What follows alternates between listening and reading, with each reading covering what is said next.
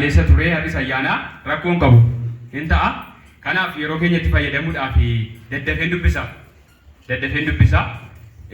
Yeroon dubbisu immoo ergaachi keessa jiru qabachaa deemuun gahee keenya Waaqayyo nu haa gargaaru. Mata dureen isaa Yesuus dhalateeraa jedha. Nagaadhaa akkam jirtu saba waldaa koolu kan Waaqayyo jedhee sidaa takkaan oolu. Nagaan si gaafadhaa dursee walaloo koo na jilaan qabdanii jettanii ookoo. Nagaadhaan naguma hundumti keessanii ayyaana miilanaaf hunduu kan dhuftanii Waaqayyo dabarsee bara leeyyoof qaanii godheera Waaqayyo bara keenya bara gananii godheera Waaqayyo bara keenya bara gananii. Yammuttiin herreedee gara waldaa kanaa natti toltan baay'ee dhugaa saba nanaa shiniin hawwaa eebbaa dhumaa darban qabne harkichi nu baate takkaan dadhabne. Ilin jedhaa galchaa galata gooftichaa mursee nurra darbe baroonni boo'ichaa mursee nurra baroonni boo'ichaa. Meeqa hin eegalaa yaada walaloo koo gurra naaf ergisaa caqasaa jecha koo Waaqayyotu godhee bara hamtu gaarii godheera Yesuus lakkana gaarii warra walalee sunaa baruuyi gootu isinin sobu dhugaa kennaa jalqabaati isinin sobu dhugaa kennaa jalqabaati.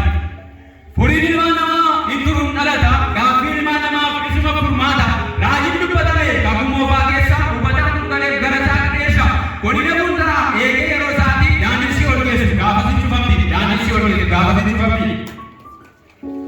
Waggaa iddoo turee ni dubbatame beelee akkam ta'ee raajiin raajame utuu kukkubnu jennee akkasii bakka nurraa darbunaa tabaroonni dukkana obsa dhaqnee boonaa abdii keenya kunne balbalifannee abdii keenya kunne balbalifannee Waaqayyo dhaga'ee gungummii saba isaa dukkanicha ibsee nu baasuuf ifasaa Waaqayyo jaalallee dhugaati murteeffatee ka'ee nu baasuuf ifatti hawwii bara dheeraa Yesuusin nuuf ergee jireenya keessattis isuma nu eege jireenya keessattis isuma nu eege.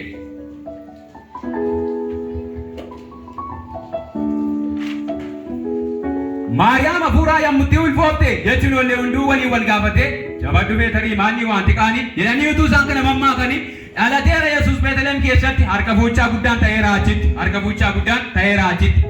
Gaafa ka'uu waaqni dubbii garagalchaa nurratti hafe baay'ee galanni isaa dachaa gagammadaa faarsaa warri furamtanii aara galfanneerraa har'a Yesuusini aara galfanneerraa har'a Yesuusini.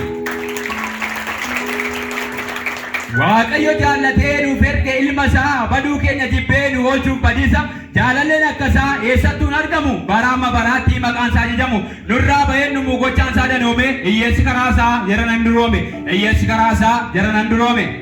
Dukkanaan marfamnee jaarraa hedduu turree imimmaan rakkinaa nurra gaxxuure wayyoo maala goonu maali falli keenya kanumaan raawwataa eegaa barri keenya utuu jennee boonyuu ganamaaf galgala nuuf ergeera Yesuus ilma isaa. Dukkanichi darbee iftinuu dhufeera ilaallee waan haaraa ijaan agarreerra maabsa jettuu jamaa ayyaati ililcha kunoon mirkaneesse kakuusa barichaa kunoon mirkaneesse kakuusa barichaa. Gammachuu gaddatti jijjiiruu kan yaale karoora Heroodis Waaqayyo tawwaale ulfaa'ee dhalate kakuun dubbatame du'aaf kan yaadame guddatee argame maqaan isaa Yesuus goota gootaan oliif nuuf inni qophaa'e duwwaa tafe boon nuuf inni qophaa'e duwwaa tafe boon. Guyyaa gammachuuti harni jala keenyaa waan namni argachuuf darabeen kan keenya sichi boo'aan deemnu akka bara darbee xiyya hamaa sana isa nurraa qabe olluuf jedhe kunoo boquunni gad cabe gara keenya dhufaa hunduu fala dhabee gara keenya dhufaa hunduu fala dhabee. Kumni 215 baay'ee nu yaaddessee godaaf gaaraa hunduu oduu lolaa baarsee wayyoo maala goon maalii balli keenya kanumaan raawwata eegaa barri keenya kanumaan raawwata eegaa barri keenya.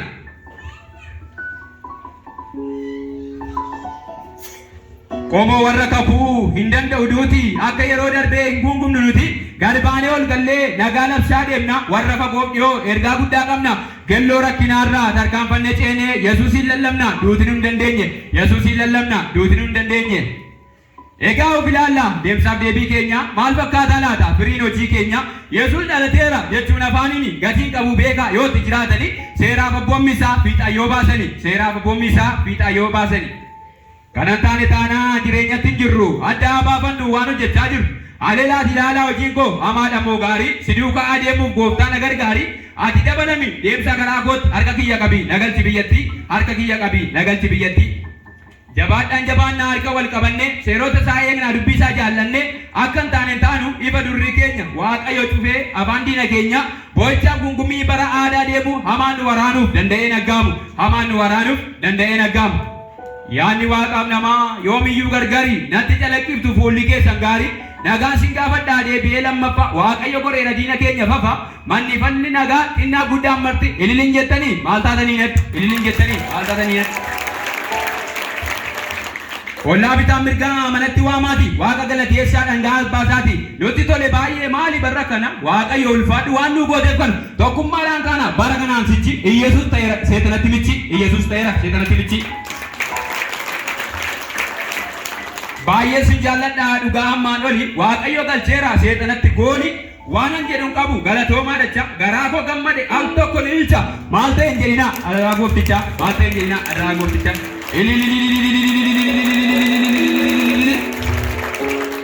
Gaafan deemee dhufu gara waldaa kana bikkoon natti ba'ee nooraa kaawwan seenaa jedhee na gaafatee nagaadhaan naguma baara natti hin banne jedhana dhugum yaada koo hundumaa erga narkaa fuudhee sanbatan sitti majaabsoliin maradhee uffee jechaan gale guyyaa gaafasanii gurmuu tokkoffaadhaan namni kun keessanii.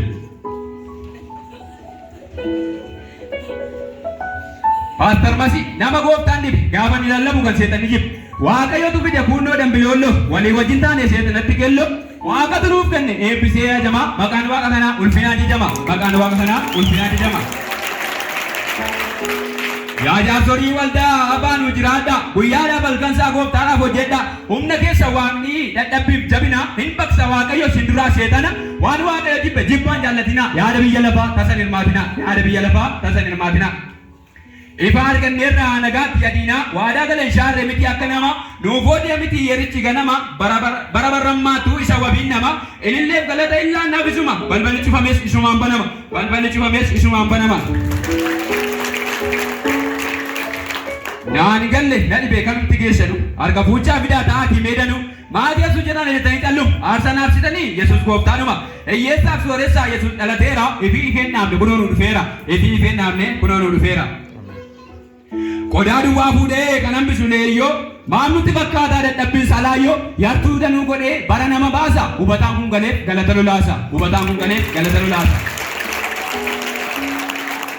Egaa nan xumuraa yaada walaloo koo walaluuf muddama hundumtuu akka koo taa'eetti yaadeen toora galchee jecha inni abu waan haaraa gooftaa biraa jecha naga gammachiisa keessa koo buufate hafuurri waaqayyoo humnaan na dhuunfate himuun irraanfadhee yaa sabaa maqaa koo narraa bahee dhumu gaarummaa waaqa koo tokko lama sadii olii qaba abdii maqaan koo badhaasaa abbaan koo taaddasaa gooftaatu na godhe diinatti rasaasa gooftaa lolaa dursee isa na tasaasa bara koo dabarsee isaaf godhe aarsaa warra bara gadii gooftaan nu haa godhu eenyuffati yesuus aarsaa keenya hodhu yoo isinitti tole yaadii walaloo koo haamileen alaadhaa yaa sabaa al tokko. Galatoomaa galatoomaa galatoomaa gooftaan si haa eebbisu.